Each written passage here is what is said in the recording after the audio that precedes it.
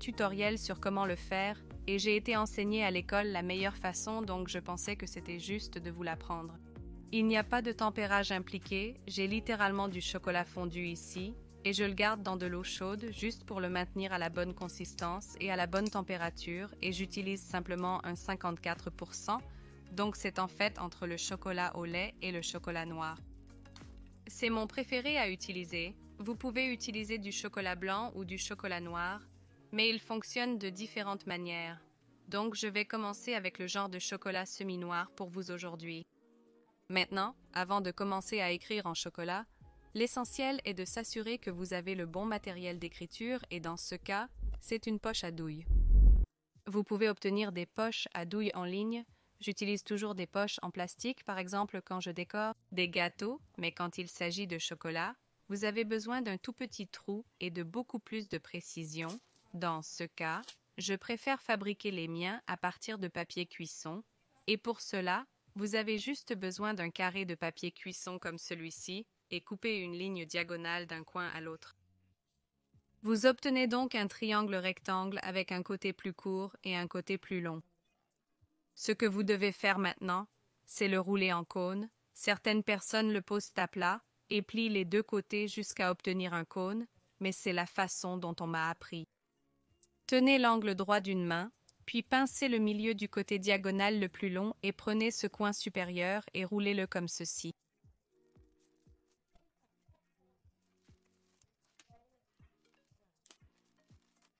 Donc je le fais vers moi, je le roule vers l'intérieur et on obtient une sorte de forme de cône. Et là où je le pince, cela l'oblige à s'arrêter et si je le tire vers le haut, il forme déjà naturellement cette forme de cône. Et maintenant, avec cet excès, vous faites simplement le tour du cône et vous rejoignez tous les points à l'arrière comme ceci, donc vous avez un cône. Maintenant, évidemment, il y a un énorme trou à la fin, donc ce que je vais faire, c'est tirer ces extrémités à l'arrière et en tirant, surtout celles de l'extérieur, vous pouvez voir que le trou se ferme et c'est un point aigu.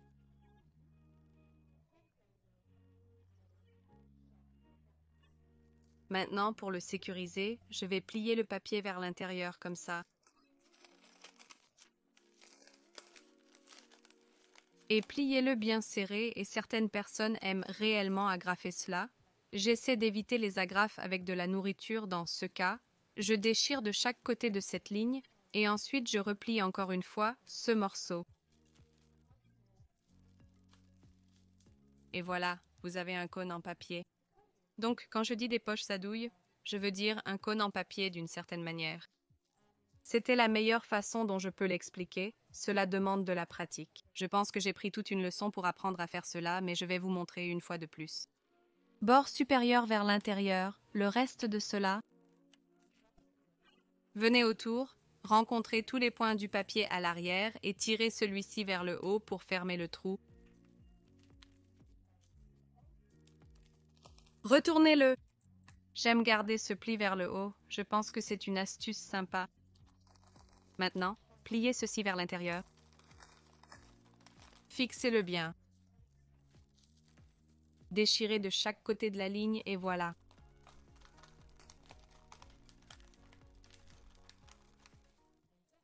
Si le trou s'ouvre à nouveau pendant que vous bidouillez parce que ça pourrait, ça le fait aussi avec moi, continuez simplement à le serrer en tirant sur l'extérieur vers le haut. Donc une fois que vous avez vos cônes, vous êtes prêt à les remplir de chocolat. Donc j'utilise toujours un petit récipient comme un verre ou un vase et je le mets dedans juste pour ne pas avoir à le tenir avec mon troisième bras inexistant et le chocolat lui-même, comme je l'ai dit, je l'ai gardé au chaud parce que je l'ai fondu il y a environ une demi-heure et vous le voulez vraiment agréable et lisse. Si c'est trop chaud, c'est trop liquide et vous aurez vraiment du mal à écrire avec et si c'est trop froid, bonne chance pour le pousser à travers un tout petit trou. Donc, vous le voulez probablement à environ 35 degrés. Je ne mesure jamais donc c'était une estimation complète, mais juste assez pour qu'il soit agréable et fluide. Il est tentant de remplir cela jusqu'au bout, ne le faites pas, je dirais à mi-chemin, pas même parce que lorsque nous le fermons, tout déborde et vous ne voulez pas que toutes vos mains soient chocolatées, bien sûr. Donc, je vais faire environ une couple de cuillères à café même. Vous n'utilisez vraiment pas beaucoup quand vous écrivez avec du chocolat. Regardez, vous pouvez réellement voir à quel point je l'ai peu rempli, c'est largement suffisant. Maintenant, pour fermer le sac, aplatissez le haut du sac et là où se trouve la ligne, vous voulez un peu plier le sac loin de la ligne pour le rendre aussi serré que possible.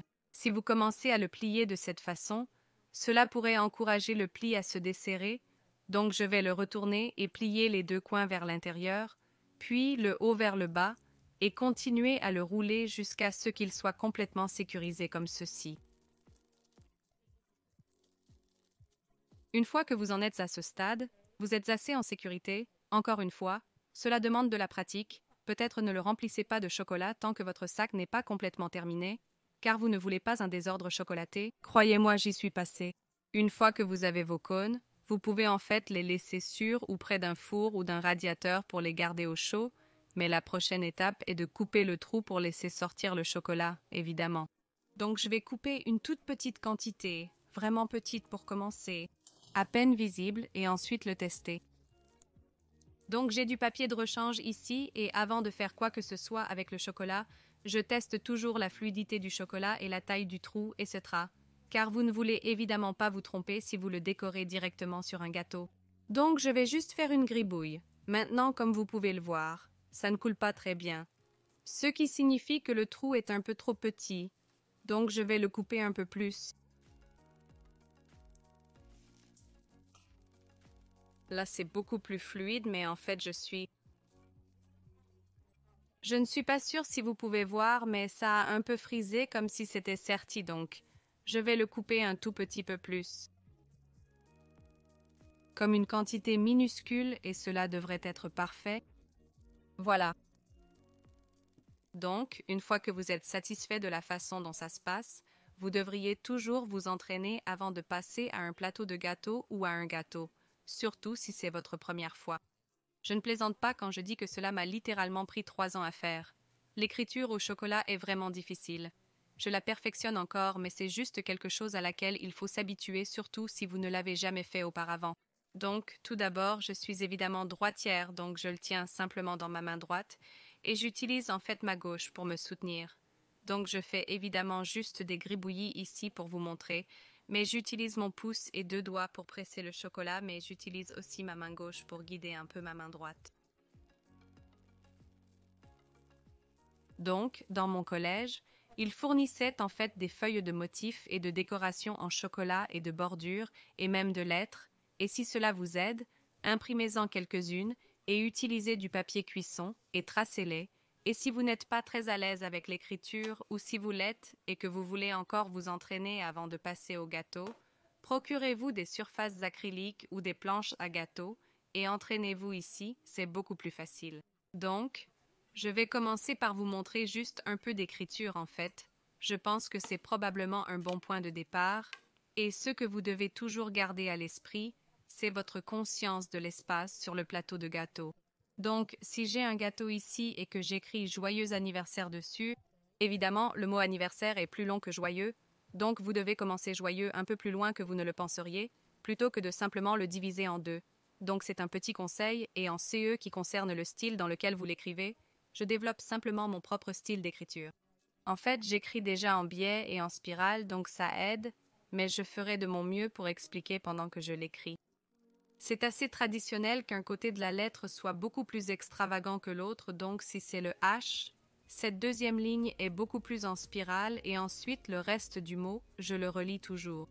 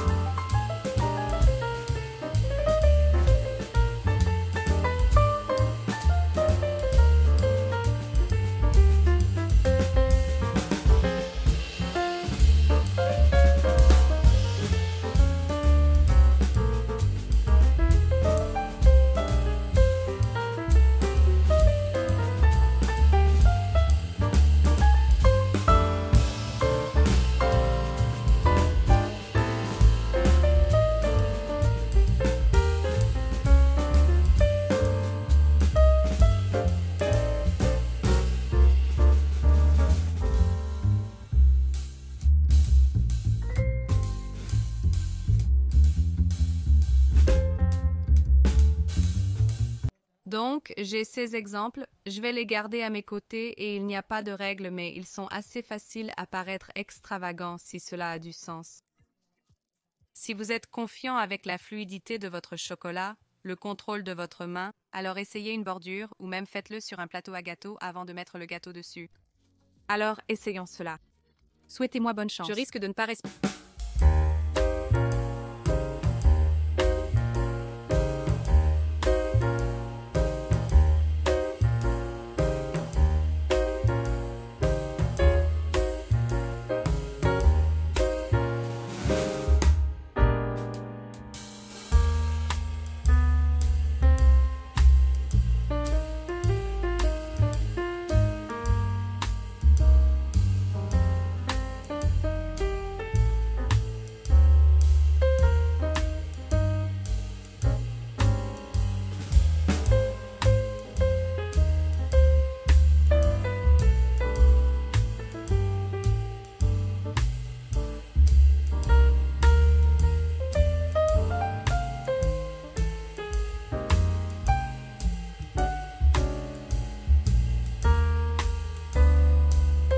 Cela demande vraiment de la pratique. Je crois ne pas respirer. Laissez-moi reprendre souffle.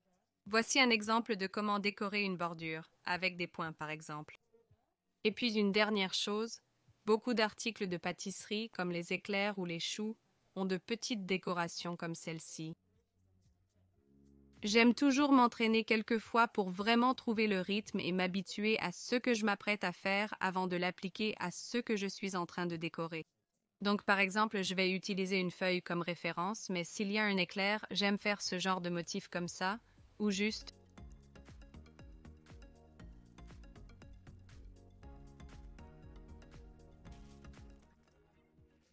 quelques tourbillons, quelques points, une sorte de forme de fleur.